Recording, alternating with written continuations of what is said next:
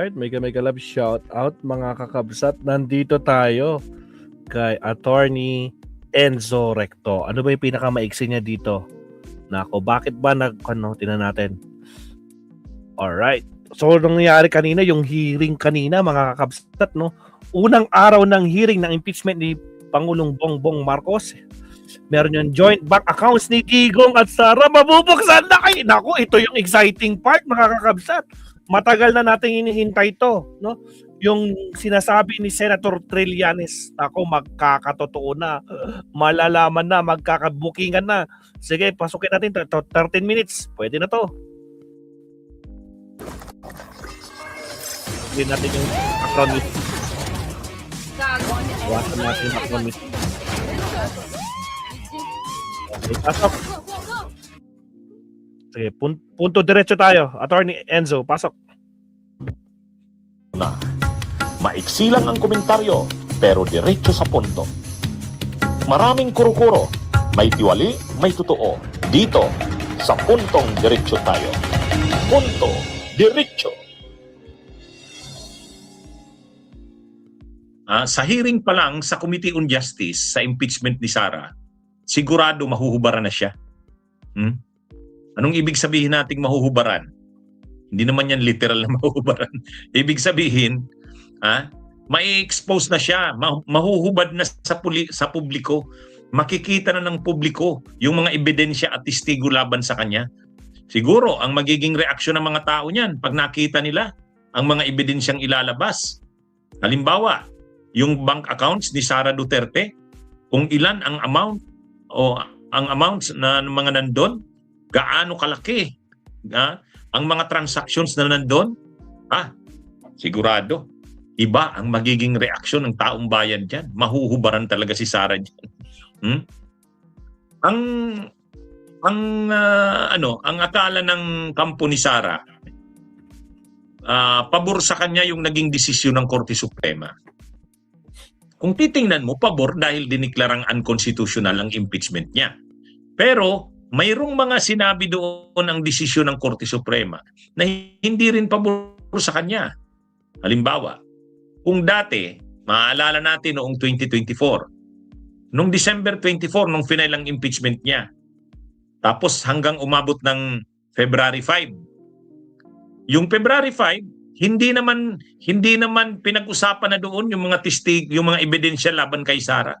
Kasi ang usapan noon, pag nakuha na yung perma ng 1/3 ng mga kongresista, hindi nga 1/3 lang ang nakuha 260. 216 perma. So pag nakuha na yung ganon, more than 1/3 na, articles of impeachment na yan. Diretso na sa Senado. Sa Senado na lang ilalabas yung mga ebidensya at mga testigo. Kaya hindi rin naman pinag-usapan sa Kamara yung mga ebidensya at testigo kay Sara. Kaya hindi naman nailabas yun Hindi na ilabas. Ang mayroong lumabas yan doon sa hearing ng Quadcom. Pero yung yung House Committee on Good Government and Public Accountability. Lumabas yung mga issue ng confidential funds doon. Pero hindi naman impeachment yun. Hearing ng committee yun. So, ngayon, ang sabi ng Korte Suprema sa desisyon nito, dapat sa Kamara pa lang bigyan ng pagkakataon ang ini-impeach na official na idepensa niya ang sarili niya. So ibig sabihin, magkakaroon talaga ng hearing. So magkakaroon ng hearing sa Kamara pa lang. Hindi lang sa Senado. Sa Senado trial, pero doon sa Kamara bibigyan na rin ng pagkakataon ang ini-impeach na official na sagutin ang mga akusasyon sa kanya. Kaya sa Justice Committee, magkakaroon ng hearing na kay Sara kung sasagutin niya yung mga akusasyon sa kanya. Na kay Sara kung a-attend siya o hindi. Pero kahit hindi siya umattend, ang mga complainants ipapatawag at yung mga testigo ng complainants ipapatawag doon. Kaya doon pa lang sa House Committee on Justice,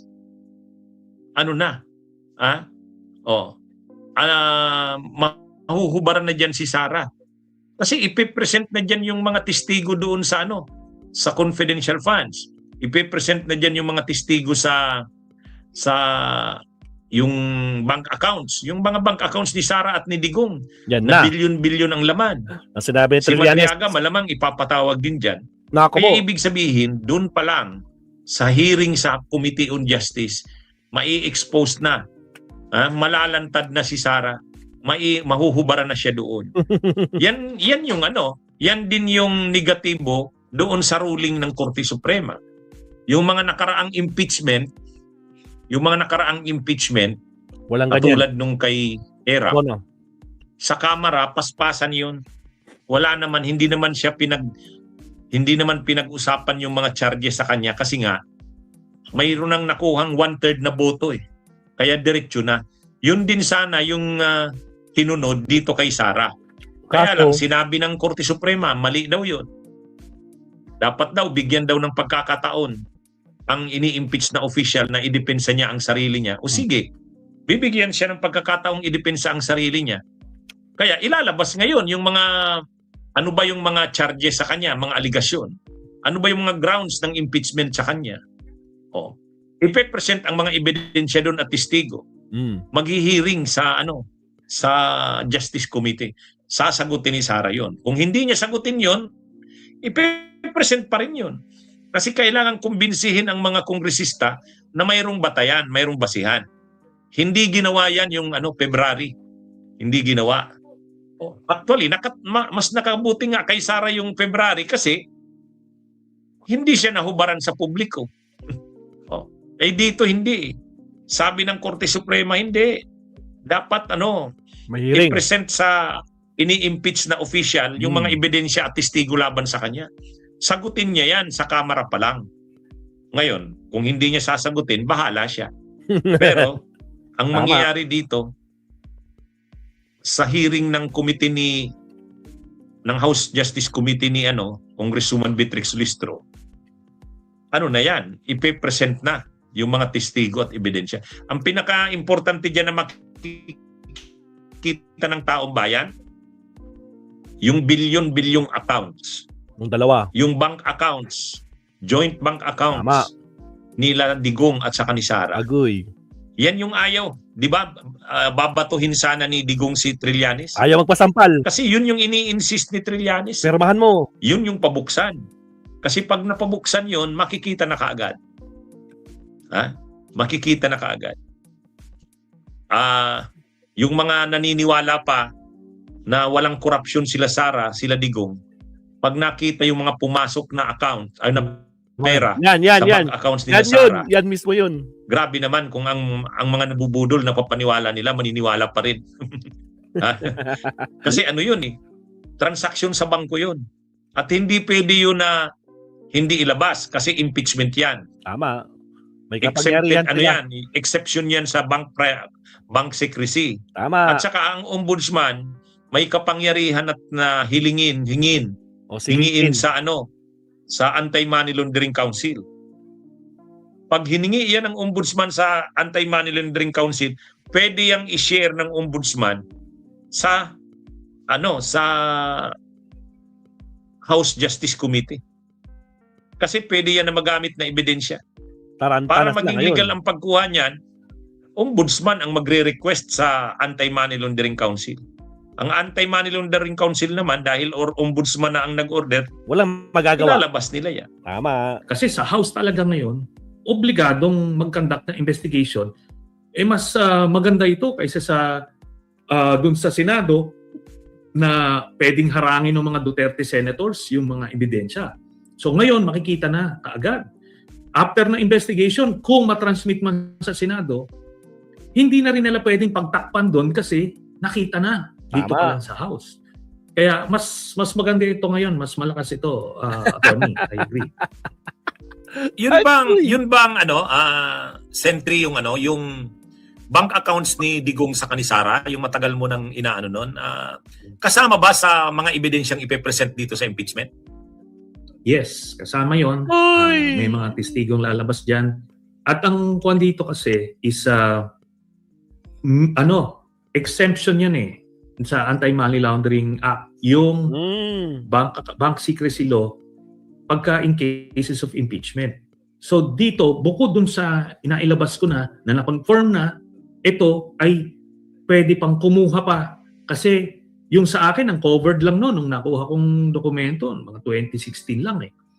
Eh ngayon, may madidiscover pa yan. Kasi Vice President siya hanggang ngayon. So, pag lumabas dyan, at ako naniniwala ako, bilyon-bilyon ang pera ni Sara Duterte at Mans Carpio.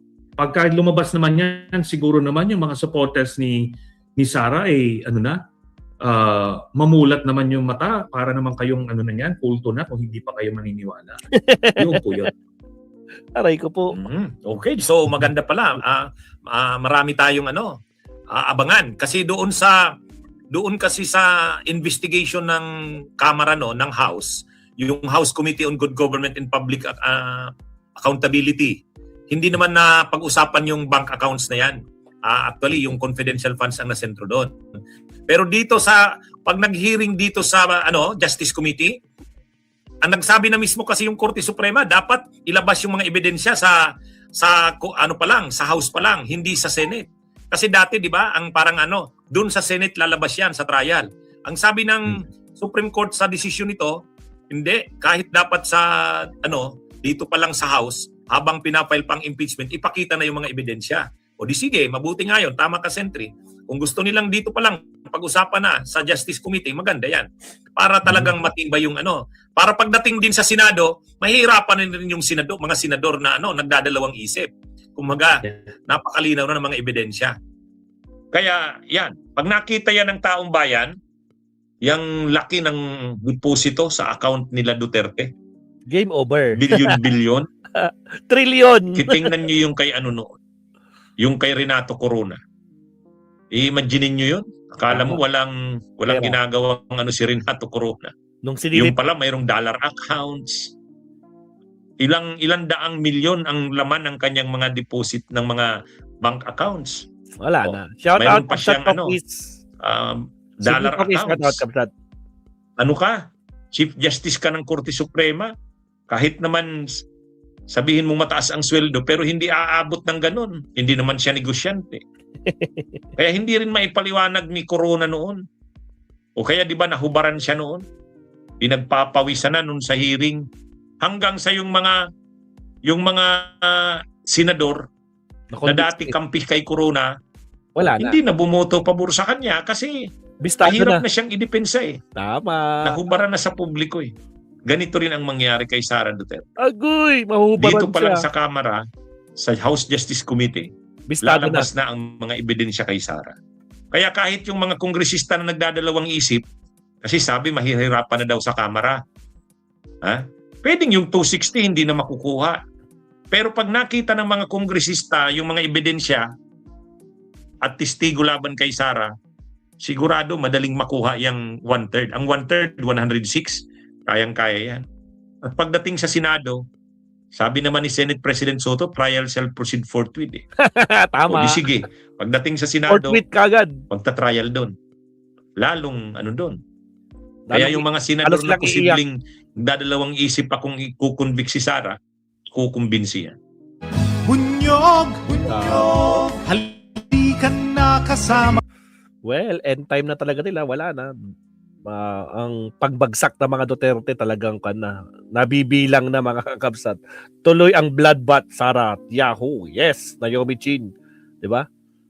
Benji Oy, Stokis, shout out, end time. At sa lahat ng mga nandito, wala pa kanina. Guys, sa mga di pa nagla-like and subscribe dyan, like and subscribe naman tayo dyan, no?